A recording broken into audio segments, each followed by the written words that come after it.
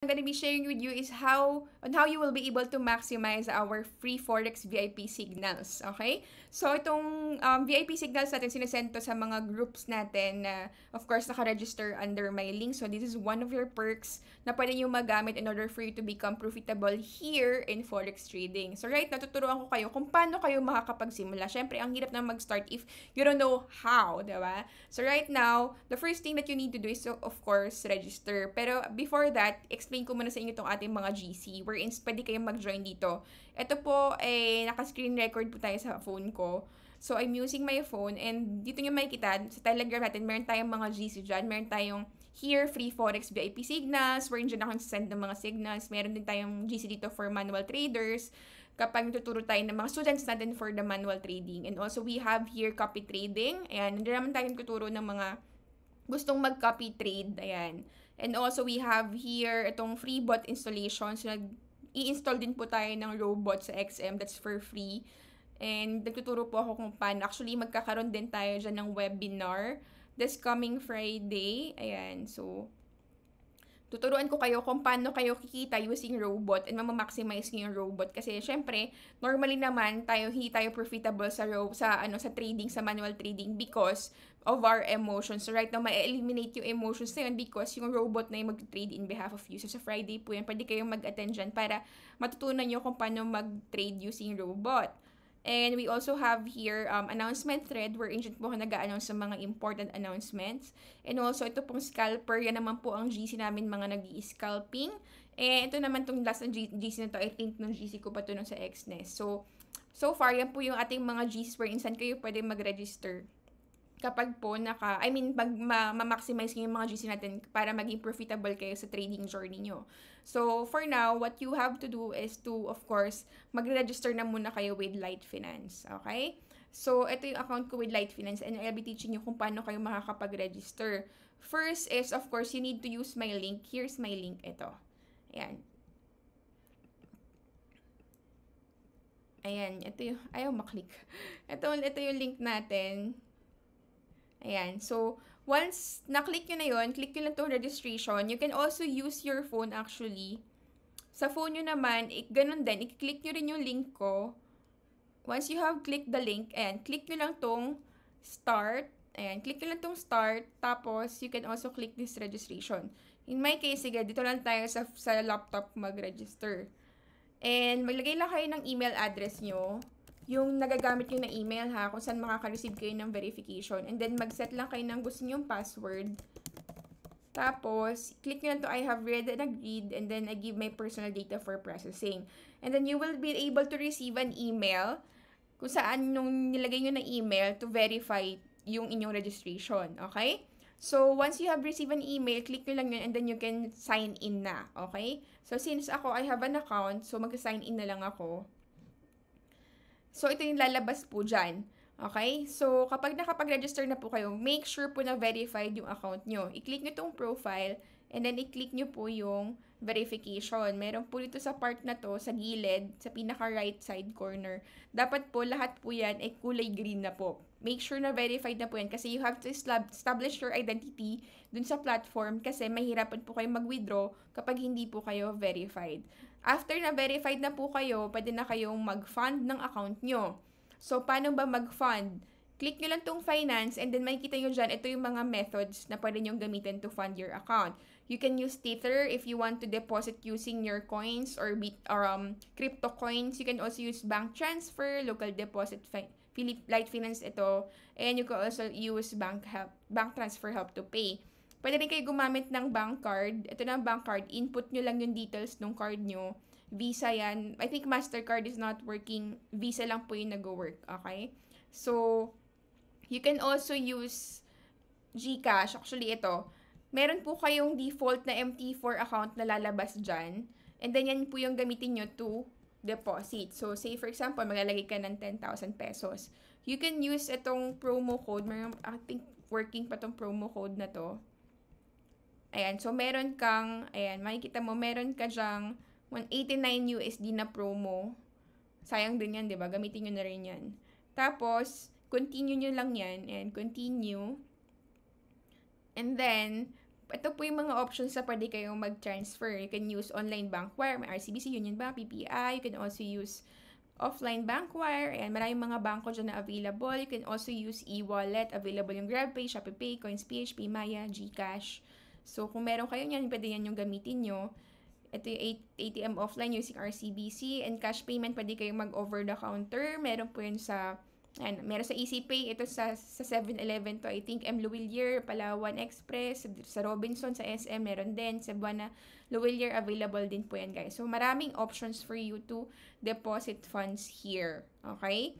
So, just make sure lang, guys, na kung ano yung ginamit nyo pang deposit, yun lang din po yung magagamit nyo for withdrawal. You cannot use any method unless ginamit nyo siya pang deposit. Okay? So, once funded na po kayo at pumasok na yung funds nyo, makikita mo nyo po yan dito sa finance. Magre-reflect na po dyan yung dineposit nyo. Okay? So, once reflected na po yung dineposit nyo, pwede na kayong mag-create ng MetaTrader. So, meron po dyan sa baba, open an account. Ipiliin nyo po itong Classic 2 and then leverage is 1:1,000 tapos US dollar. Tapos, pwede na kayong mag-open ng trading account. Ganun lang kabilis. So, once you have opened your trading account, makikita nyo po yan dito sa MetaTrader. Okay? So, ang gagawin nyo lang po, kung saan po yung funded, i-transfer nyo lang po doon sa MT4 nyo. Tapos, pwedeng internal transfer nyo na lang. Meron dyan internal transfer, which is this one. So, pwede nyo i-transfer doon yung 10,000 nyo, papasok doon sa create nyo na MT4. Tapos, paano kayo makaka-login? Ito po yung gagawin po natin. Okay? Ang gagawin nyo po is magda-download po kayo ng MT4. Ang MT4 po is this one. Ayan, ito. Download nyo to sa Play Store or sa App Store nyo. And then, dyan po kayo makakapag-login. And dyan din po kayo makakapag-execute ng mga orders. Paano kayo magla-login dyan? Okay? Ang gagawin nyo po is, i-click nyo lang yan. Pag nakapag-download na kayo ng MT4, dito naman po sa settings, meron po dyang nakalagay na server login. Ito po yung server login nyo. Okay? So, ito 1201920, yan po ilalagin nyo. And then, itong trader's password, papalitan nyo lang po yung password na yan. Kung ano yung gusto nyo na password. Tapos, yan po yung ilalagin nyo. Okay? So, punta tayo dito sa MT4. This one, ayan, ito ha guys, MT4. So, ilalagin nyo lang yan dito sa MT4 nyo. I-click nyo itong plus sign na to, itong plus sign. Tapos, log into an existing account. Log into an existing account. Tapos, piliin nyo lang po yung server. Ito po yung server natin. Makikita mo yan dito. Ito yung server. Yan. So, in our case, ang server po natin is Light Finance. So, piliin nyo lang po yung Classic 2, which is this one. Yan. So, and then, ang lalagin nyo naman ito, 121012011920. Tapos, yung password na sinet nyo dito sa trader's password, yan po yung ilalagin nyo. Okay? So,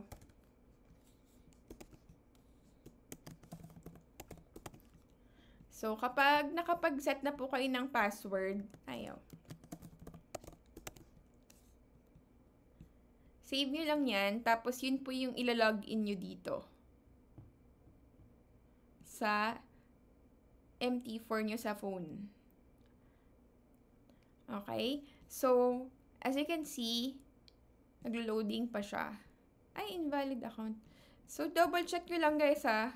Kasi baka mali yung nai-input nyo. Ulitin natin. Log into an existing account, tapos Light Finance Classic 2.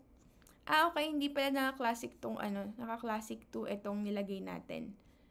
Ano ba dito yung account ko na naka-Classic 2? Hanap lang ako, guys.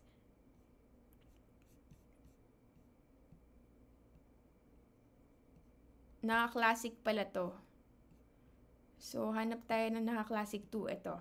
Naka-Classic 2. Pero yung sa inyo naka-Classic 2, yung sa akin kasi hindi, naka-Classic lang siya. Okay?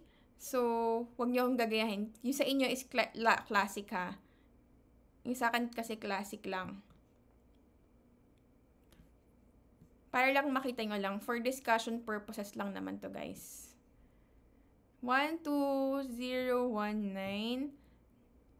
920. Ito ba? Mali. 1201920. Tapos, input nyo lang yung password. Sign in. Okay, so once na nakapag-sign in na kayo, makikita nyo po yan. Meron dyan mga quotes.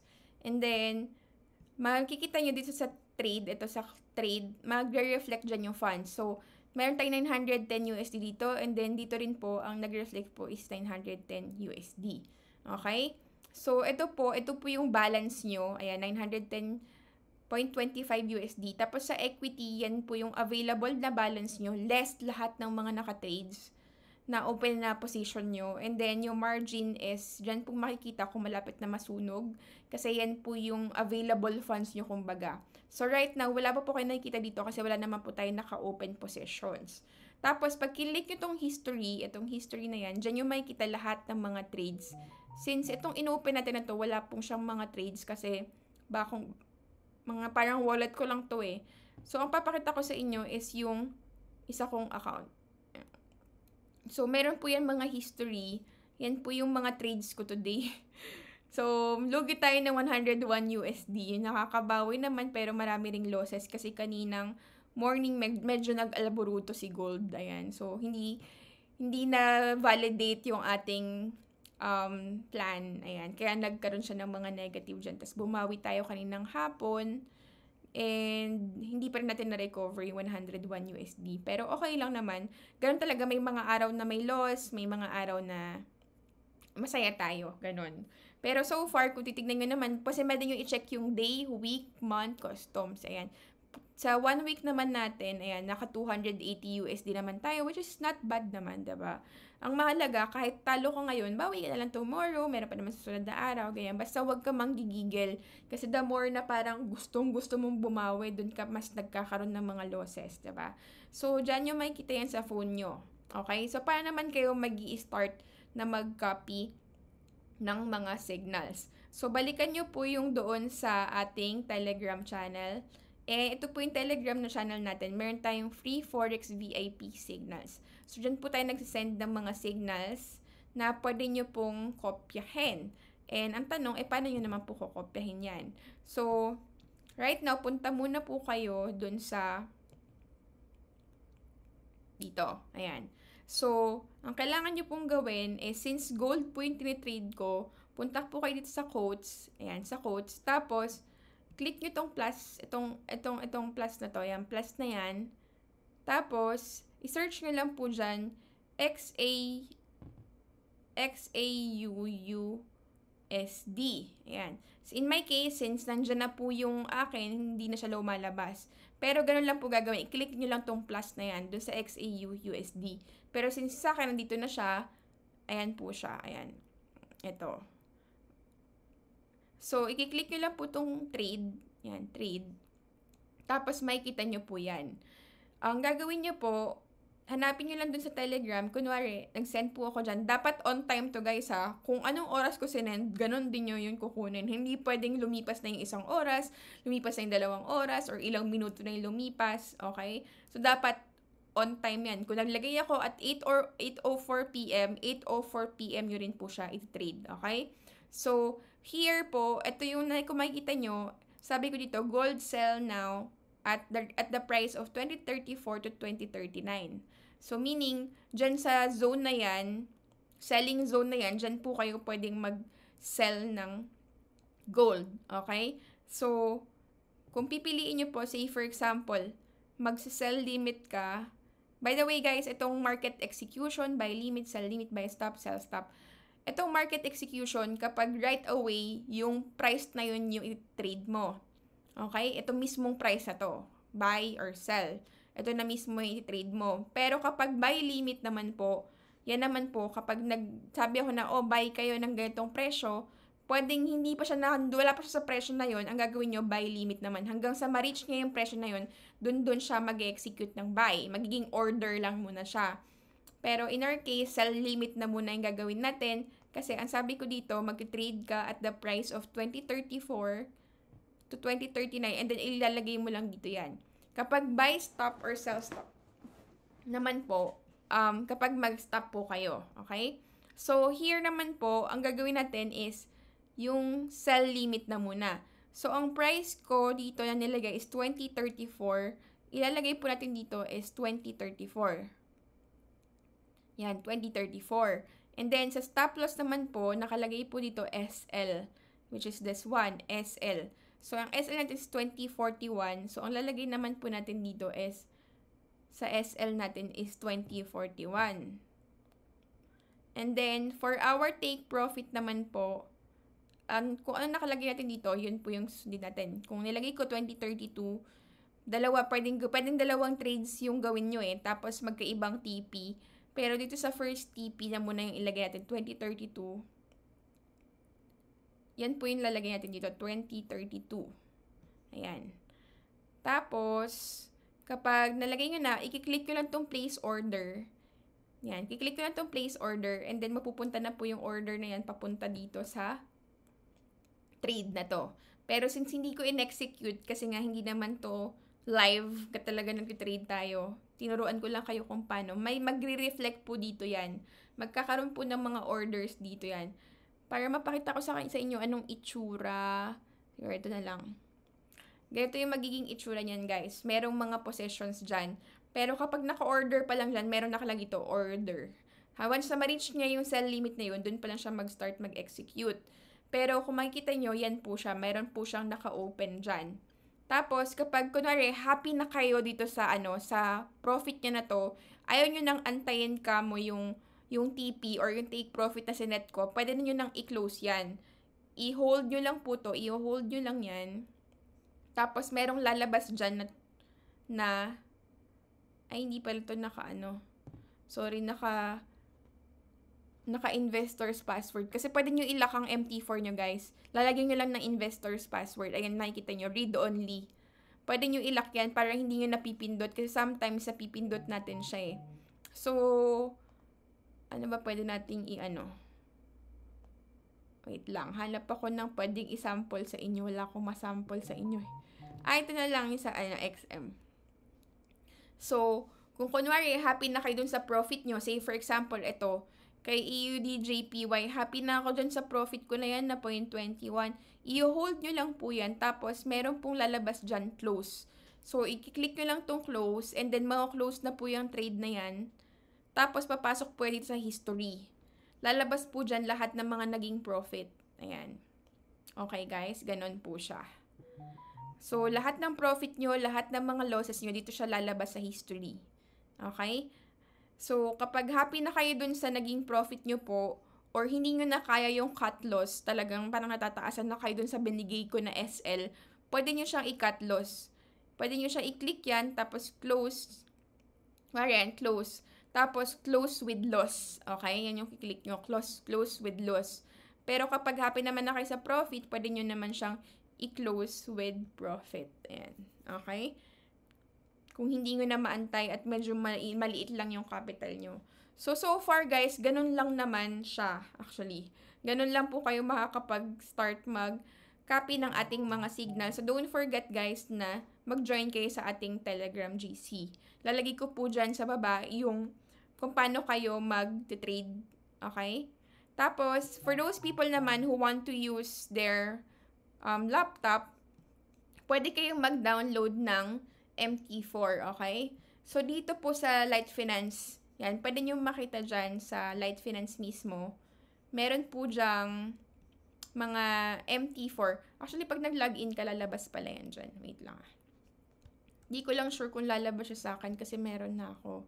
Pero here, eto guys, download terminal. I-click ko lang tong download terminal. Tapos, lalabas na yan. Tapos, pwede nyo nang i-download yan. Okay? And MT4. Tapos, pag nag-download na po yan, ito po yung lalabas dyan. Ayan.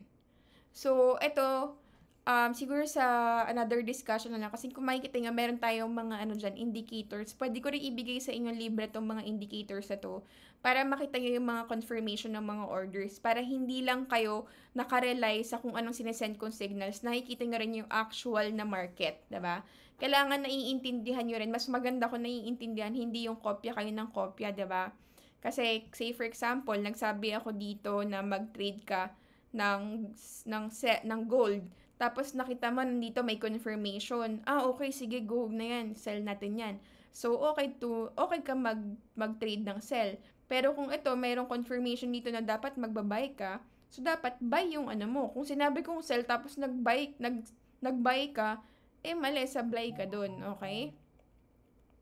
So, ngayon, here naman sa ano, kung paano kayo mag-execute ng orders dito, ang gagawin nyo lang is, say for example, yan, inopen nyo siya, meron ka na naka-open na ganito, iibahin nyo lang yung itsura niya. Actually, meron naman sa YouTube yan. Kung paano nyo siya iibahin yung itsura, yung appearance niya, i-click nyo lang tong properties, tapos ibahin nyo lang yung kulay. Say for example, for yung mga colors ng candlesticks, and then screenshot ko na lang to, tapos kopyahin nyo yung mga kulay niyan. Okay? Para mapalitan yung kulay kasi masakit sa mata dahil ang pinaka-initial na kulay niyan is kulay black. Diba? Tapos, ayan, meron tayong lalabas dyan. Dito, hindi siya initially lalabas dito na merong kang ganito. So, kailangan yung merong letter P. So, paano nyo makukuha yung gold dito? I-click nyo lang po yung Control U, tapos lalabas yan. I-click nyo tong commodities. Ito pala, commodities na may letter P ha. Commodities, tapos i-click nyo tong XAUUSD, yan po yung gold. So, kapag meron kayong ibang gusto na i-trade na mga pairs, meron dito naman sa Forex yan, dito nyo siya i-add. Yan. So, kapag naka-add na yan, mapupunta po yan dito. Then, itadrag nyo lang po yan. Say, for example, ito kay EURUSD. Ito po kay EURUSD. Wait lang. So, ito naman po yung kay EURUSD. So, ay lang siya guys, ganun lang siya kadali, 'di ba? Tapos kay dollar naman, ito. Ayan. Tapos itong mga indicators ito, pwede ko i-send yan sa inyo. Kasi ano yan eh, ang aking indicators po is meron tayong tag ito, Forex Pro Signal Indicator. Maganda yung indicator natin kasi makikita nyo agad yung area of value. Ayan. Tapos meron siyang resistance and support na nakalagay na agad dyan. Hindi nyo na kailangan hanapin pa yung support and resistance. So, medyo madami-dami tong discussion. Pero, tuturo na lang namin yan dun sa manual trading class. Kaya mag-join kayo dun sa mga class natin para maintindihan nyo kung paano to.